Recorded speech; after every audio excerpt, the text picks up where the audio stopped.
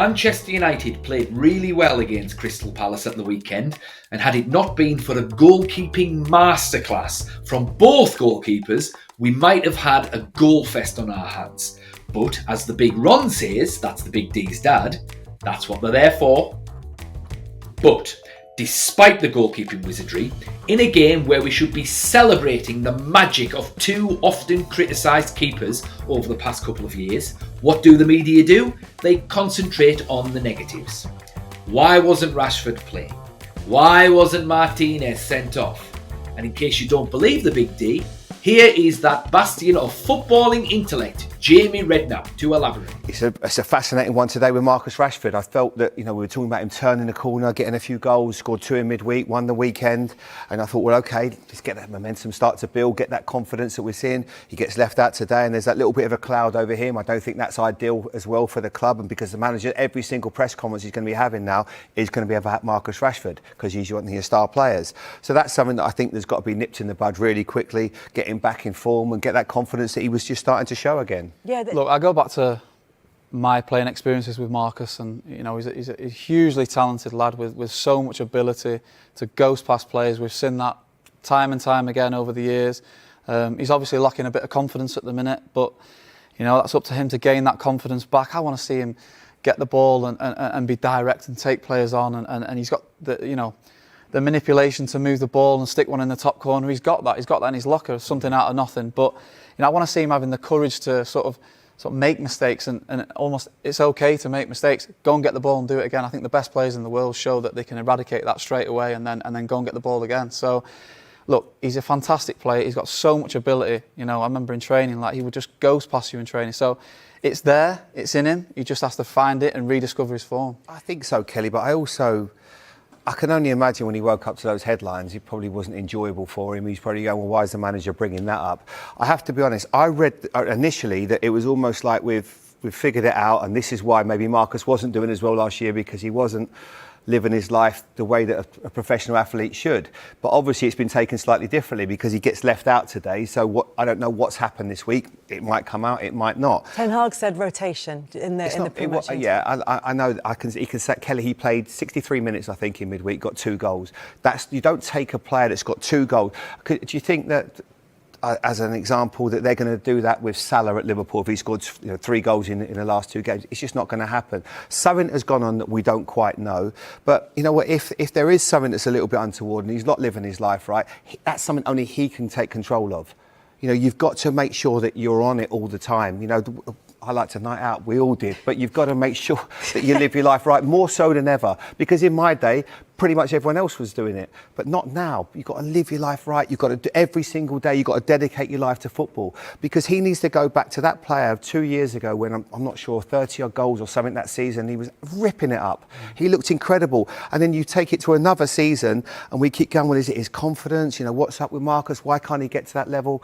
It doesn't make any sense that you can have that high standards and then drop to what you did last year. And it almost became at times really hard to watch. There was certain games when he just trot around, plod, and not really look like he cared. And what Man United fans, away fans, home fans will always want, and they'll suffer it. You can always play badly, but they'll always want you to make runs. They'll always want you to run without the ball, show you care, because they would give anything to have that shirt on. And it'll only be probably one day when he looks back and thinks, well, why didn't I give a little bit more at times? Because as Phil says, he's got God-given talent, but we just need to see the Marcus Rashford of 2 seasons ago. There, he goes into a position there, he just wants to go in with 2 feet. I'd love to give him I don't know. It was a tackle that we saw many years ago. I don't know what on earth you're thinking you're gonna gain by jumping in with 2 feet, on the edge of your box. You've got him in a nice position. If he lands on Kamada's foot, he goes down. It's a straight red. Yes, Martinez probably should have been sent off, and perhaps Marcus should have started. But look at this.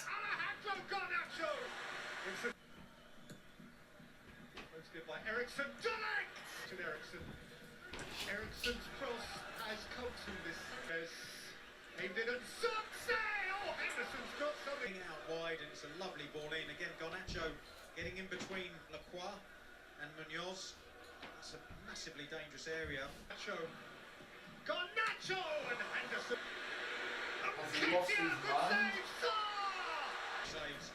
Ketty cutting in off that right hand side. I wanted to see the goalkeepers get their fair share of praise for once. But unfortunately, when it comes to Manchester United, the media always, without fail, focus on the negatives. But not on this channel, not on the Big D's watch.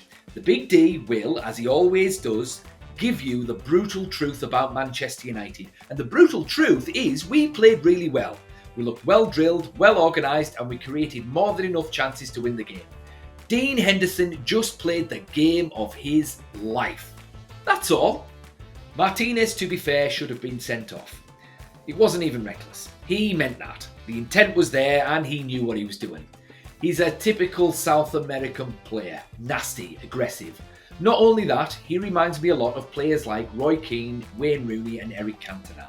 Players who, they have to play the game on the edge. It makes them fight for every ball. It makes them nasty, ultra competitive, and although the sacrifice is 1 or 2 red cards, over the course of a long season that attitude makes the difference between winning and losing. Bad tackle, yes, but would I change him? Nah. Should Marcus Rashford have started? Well, I tend to agree with the manager, especially in his response to Jamie Redknapp. Already there's speculation and some pundits, and that's crazy. Then I would almost say you are, as person, you are not okay when you bring such speculation if you don't know what's on. This is just rotation. I'm very happy with Marcus, with everything, with his defending part, with his offensive. He scores in this moment, so yeah, he performs very good. And so nothing to do with it that he was on the bench, just rotation. Maybe Marcus should have started, maybe he shouldn't. He has played well recently, but so has Diallo, and Garnacho was due to start himself. It's a squad game at the end of the day and all the players need minutes. Maybe we could have put him up front, but then Xerxes needs minutes too. And then again, maybe if we played him, he might have had a bad game and we'd all be criticising him. So damned if you do, damned if you don't. But he did come on, and he did have more than enough time to make an impact. The Big D can't help but sense the media are clutching at straws at the moment and looking for something that's not there. Like a rift of some sort. They thought they had Casemiro to pull to pieces, but he's being wisely shielded at the moment, and everyone else is playing quite well. The media must be panicking. Their content cash cow is now refusing to administer any banknotes at the moment. I thought Xerxes played well. He's finding his feet nicely, and it was nice to see Højlund get some minutes too. Our 2 main centre forwards do look off pace, but that's only because one's been injured and the other is getting used to a new league. But what I was particularly impressed with was the positioning of the fullbacks. Time and time again they cut inside and added extra bodies in the midfield. They were inverted wing-backs, which is becoming more and more popular. And what this did quite well was it added extra creative outlets for the team. Look at this pass from Dallas. I thought Man United played really well. Lots of positives. We controlled the game, created more than enough opportunities. We rode our luck at times, granted, but it's still early doors in the season and we still looked solid at the back. The signing of De Ligt seems to have really made a difference. I was concerned with Eriksen in midfield. I thought we might have been overrun, but no. The solid defence and the wing-backs provided more than enough cover for Eriksen to do his thing. The only thing that was missing was that cutting edge up front, but considering Højlund was rusty and Xerxes still bedding in, I'm not too concerned. A little frustrated perhaps, but really looking forward to the next game. Roll on 20. So, in conclusion, we were well drilled, we played well, the goalkeepers were in superhuman form, the media are making a mountain out of a molehill with Marcus Rashford, Martinez should have been sent off, but I wouldn't change him, and the inverting wing backs look tasty. But what do you guys think? Comments below.